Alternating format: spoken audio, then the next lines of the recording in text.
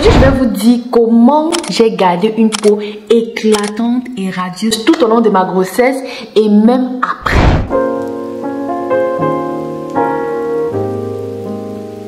On a tous vu les vidéos de femmes enceintes, surtout sur TikTok, qui font avant et après, c'est-à-dire montrent leurs photos où elles étaient jeunes filles belles, rayonnantes et tout, et elles montrent alors leurs photos pendant la grossesse et tu dis, mon Dieu, what? Donc c'est ce que la grossesse a fait à quelqu'un ici, le nez vraiment épaté, la peau noircie, un genre. Quand je voyais comme ça là, j'avais peur. Je disais, moi j'ai d'abord une chaîne YouTube qui parle de skincare. Donc si après ma peau devient comme ça là, qui va encore me suivre? Je vais aller sûrement me cacher dans une trousse parce que j'accouche et que j'attends 6 mois après parce que les masques de grossesse ne disparaissent pas comme par magie. Dès que l'enfant sort de ton ventre, il faut attendre au moins 6 mois après minimum pour ceux-là qui ont eu de la chance pour que les masques là disparaissent. Donc quand j'allais découvrir que j'étais enceinte, je disais, waouh, qu'est-ce que je peux faire? Donc la première chose que j'ai fait alors, c'est que j'ai réajusté ma routine skincare. Premièrement, il fallait que j'enlève certains produits de ma routine comme le rétinol qui n'est pas bien pour les femmes enceintes. J'ai déjà fait aussi une vidéo où je parlais des produits que les femmes enceintes ne devraient pas utiliser. Va regarder cette vidéo là si ça t'intéresse, si c'est que tu es enceinte et que tu veux faire une routine skincare pour toi. La vidéo là serait bien pour toi. Donc il fallait que j'enlève le rétinol d'abord de ma routine. Et il fallait que j'intègre ces produits là qui luttent contre l'hyperpigmentation. Il y a des gens ici, quand je parlais de ma routine à l'époque, m'ont dit je mets trop de produits éclaircissants, dont les sérums forts sur le visage. Je ne voulais pas juste trop argumenter parce que bon, après, quand tu crées du contenu, il y aura tous les gens qui vont trouver que ce que tu fais n'est pas bien. C'est tout à fait normal. On est dans un monde où tout le monde est libre de s'exprimer ou de ne pas être d'accord avec toi, surtout si ça se fait dans le respect, quoi. Ça peut arriver. Et oui, j'ai même eu sous cette vidéo à clasher certaines personnes, surtout qui n'étaient pas du tout, comment je vais dire, qui n'étaient pas polies. Ok? Parce que même si tu n'es pas d'accord avec quelqu'un, il y a une façon de parler. Et moi, il y avait aussi peut-être les hormones de la grossesse qui me dérangeaient. Donc j'étais vraiment à fleur de peau, j'ai explosé sous cette vidéo là, alors que je ne suis pas d'habitude comme ça. Mais tout simplement parce que je ne voulais pas dire que voilà ce qui arrive et je fais ça pour ça. J'ai utilisé plusieurs, peut-être 3 agents éclaircissants, c'est-à-dire quand je dis les agents éclaircissants, sont les agents anti-hyperpigmentation. Et j'appliquais sur le cou et sur le visage. Surtout le cou et le visage, parce que le reste du corps, ça ne change pas beaucoup. Hein. Donc le reste du corps, je continuais à utiliser mes laits de toilette normales, à exfolier le corps normalement, comme je le faisais toujours. Et j'utilisais aussi beaucoup les masques. C'est-à-dire, j'utilisais le peeling AHA, BHA pour exfolier mon visage, pour éviter, dès que ça montre un peu son nez comme ça, pap, j'ai déjà éliminé avec mes produits. Ok, ce n'est pas pour dire que je n'ai pas eu de problème, je n'ai pas eu ceci, mais j'ai tenu et peut-être ça a marché parce que la preuve, me voici. La deuxième chose que j'ai fait, c'est que j'ai continué à prendre soin de moi malgré tout. On sait à quel point la grossesse menace. Surtout le début là, ce qui m'a vraiment menacé, c'était le début. Les vomissements, la nausée, le corps qui pèse, tu ne manges pas assez, donc tu es déshydraté, tu vas mal. Je sais pas, c'est comme si tu as le palu, mais tu n'as pas le palu, tu n'as pas la température. Donc, le corps, ça ne va pas, ça ne va pas. Tu as envie de rien, mentalement, tu es à terre. Vraiment, c'est difficile. Mais malgré tout, je me faisais violence pour continuer à prendre soin de moi. Je continuais à faire mes routines, je continuais à utiliser mes laits de toilette, je continuais à me laver. Parce que oui, on connaît les femmes enceintes, il y en a d'autres que c'est chaud. Je ne suis pas là pour blâmer qui que ce soit, non. C'est chaud, je suis passée par là et je ne peux même pas blâmer quelqu'un. C'est chacun qui sent dans lui. Tu sens ça dans toi, on ne te dit pas. Je ne suis pas là pour blâmer quelqu'un, c'est dur. Mais je me faisais violence. Ne serait-ce que de laver parce que ce qu'on ne dit pas aux gens, c'est que la première chose, le premier skincare, c'est se laver. Lave-toi bien avec un gant exfoliant là, tu frottes bien la peau là. C'est d'abord ça qui fait briller la peau. Avant tous les produits dont on parle là, il faut d'abord ça. Nettoie ta peau en te lavant. Donc je continue à me laver. Minimum au moins une fois. Au moins ça par jour. Oui, je vais pas mentir. C'est vrai que la plupart de ma grossesse aussi s'est déroulée durant l'été. Il y avait beaucoup de chaleur, donc il y avait des jours où je me lavais même 2 fois parce que j'avais chaud. Quand il dit me laver là, parfois tu pars juste, tu verses un peu l'eau sur toi pour te rafraîchir, pour que ton corps soit un peu, ouais, pour que tu puisses dormir. Ouais, donc je continue à prendre soin de moi. Première des choses, c'est réajuster ma routine skincare pour prévenir l'hyperpigmentation, parce que ce qu'on ne dit pas, c'est que les masques de grossesse, ça c'est l'hyperpigmentation. Et j'ai eu à faire une vidéo où je parlais des 3 types d'hyperpigmentation. J'ai parlé de ça, hormonal. Et c'est ça qui cause ce qu'on appelle les masques de grossesse. Donc j'ai d'abord réajusté. Et j'ai réajusté ma routine et j'ai ajouté les agents éclaircissants qui vont lutter contre l'hyperpigmentation. Et j'ai continué à prendre soin de moi malgré tout. Même si je me sentais comment, j'essayais de faire ma routine de soir avant de dormir. C'est dur, même pour une personne qui n'est pas enceinte, c'est difficile de faire sa routine chaque jour, mais j'ai essayé.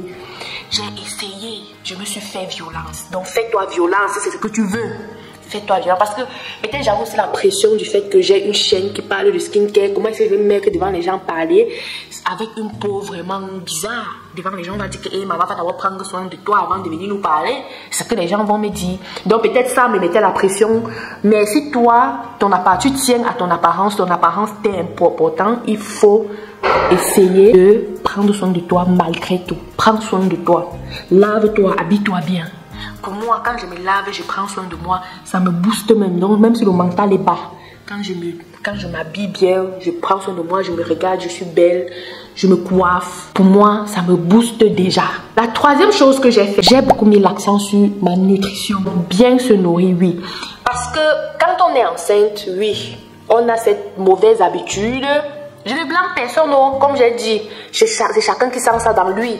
Je ne peux pas blâmer quelqu'un après avoir traversé ça. Je ne peux pas blâmer quelqu'un. Mais il faut qu'on se dise les vérités. J'ai vraiment mis l'accent sur ma nutrition. Donc, bien me nourrir et surtout boire beaucoup d'eau. Parce que quand on est enceinte, il y a les hormones. L'enfant va te dire, je vais manger ça, je vais manger ci. Et tu te retrouves à manger comme un porc. Désolé de dire ça comme ça.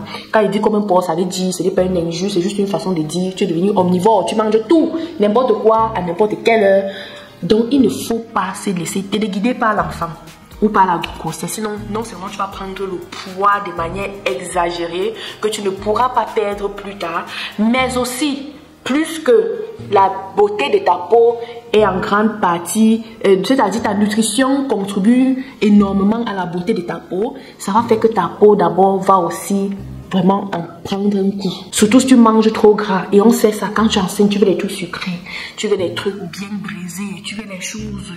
Et c'est comme ça que ça va se refléter sur la peau. Avec les comédones, avec les boutons de l'acné, avec XY, la peau va commencer à se fendir là. Ça va vraiment déranger ta peau.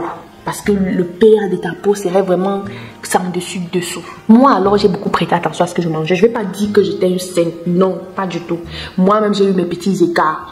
Ouais, surtout avec les boissons gazeuses. Alors que c'est un truc que je ne bois même pas, normalement. Mais pendant la grossesse, je buvais beaucoup les boissons gazeuses. Coca-Cola, Sprite, les trucs comme ça. Surtout vers la fin. Moi aussi, j'ai eu mes écarts. Mais il ne faut pas trop en faire. Je faisais l'effort de ne pas grignoter. Peut-être parce que je suis ici en Europe, genre, on ne vend pas le plantain ou le poisson brisé en route. Genre, où tu as cette facilité à t'acheter XY. Mais ici, à l'Efferando aussi, tu peux t'asseoir là sur ton canapé, tu commandes de la nourriture, on vient te donner, tu manges. Et c'est comme ça, tu manges.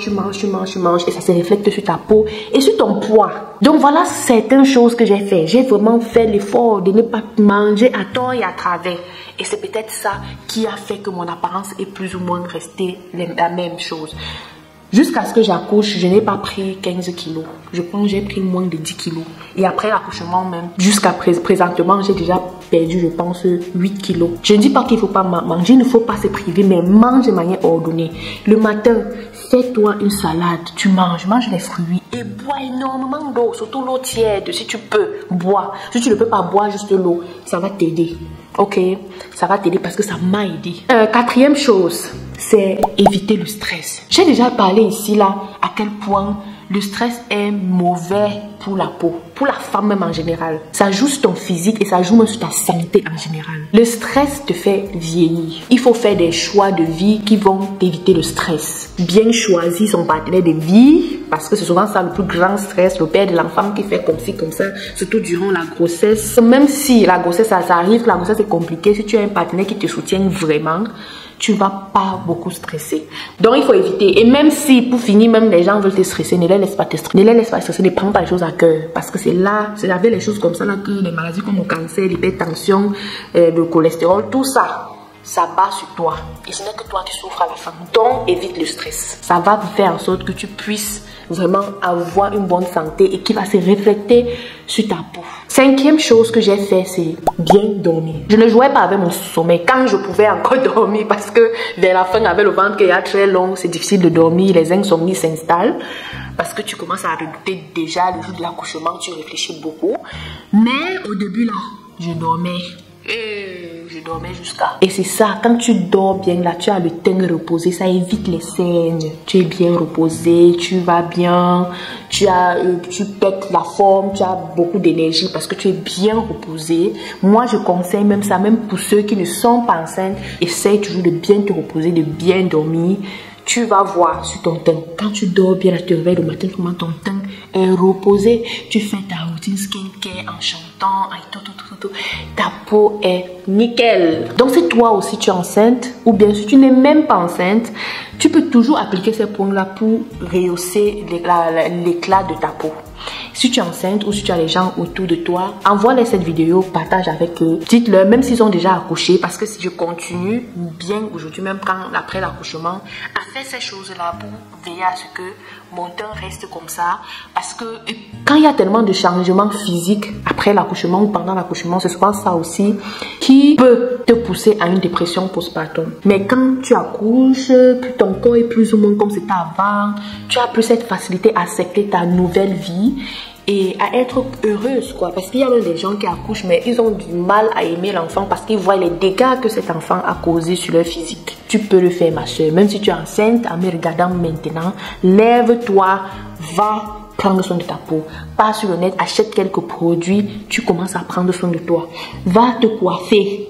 La coiffure, si là, je me suis coiffée moi-même 1 ou 2 semaines avant ma date d'accouchement. Je me suis coiffée moi-même parce que je voulais être plus ou moins présentable. Je ne voulais pas avoir la tête en bataille comme ça. Et ce n'est pas parfait, mais ma tête est quand même arrêtée. Ok? Donc, si toi, tu es au Cameroun, tu as même les coiffeurs à côté de toi. Nous, on n'a pas ce privilège ici. Va te coiffer. Fais l'effort de te laver. Ne te lève pas le matin, tu attaches au pagne. Le soir, dès que tu trouves le pagne là sur toi. Va te laver, prends soin de toi. Et je te souhaite bonne chance. C'était tout pour cette vidéo. Si tu as des questions, dis-moi en commentaire. Si c'est ta première fois ici là, abonne-toi et active la cloche de notification. Comme ça, chaque fois que je vais mettre une vidéo, tu seras la première personne à regarder et à me donner ton avis pour qu'on puisse ensemble améliorer la chaîne. Reste scotché parce que je vais faire aussi d'autres vidéos où je vais vous raconter mon expérience en termes de grossesse et d'accouchement. Vraiment, j'ai lu le... Donc, reste avec moi. Abonne-toi surtout pour ne pas rater la vidéo là particulièrement. Et je vais aussi faire certains contenus sur la grossesse, certaines choses que j'ai remarqué que les gens n'en parlaient pas assez dans les vidéos que je voyais sur le net.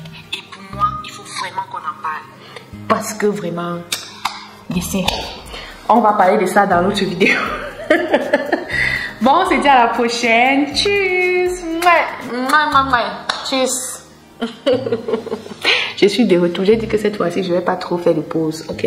Parce que je vois que la famille vraiment s'agrandit et moi aussi, ça m'encourage à faire la vidéo. Bye!